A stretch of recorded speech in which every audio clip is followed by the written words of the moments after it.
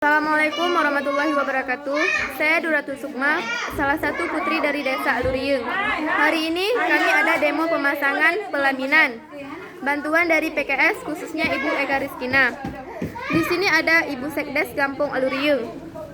Oke, bagaimana pendapat saat menerima bantuan dari PKS khususnya Ibu Eka Rizkina? Assalamualaikum warahmatullahi wabarakatuh. Saya Ibu Sekdes. Mengucapkan terima kasih kepada Ibu Eka Rizkina yang mana telah mengabulkan mimpi kami, yang mana kami sudah sangat lama memimpikan mendapatkan bantuan pelaminan untuk membantu masyarakat kami di sini. Terima kasih Ibu Eka, kami sangat senang, warga-warga di sini juga sangat senang sekali atas bantuannya.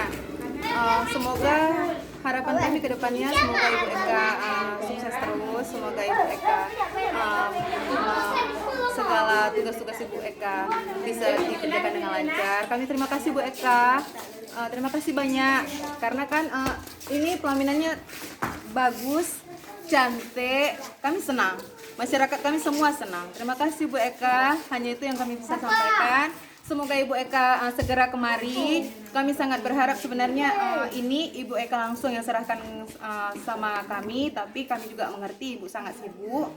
Semoga kapan Ibu punya waktu dapat mampir ke desa kami lagi.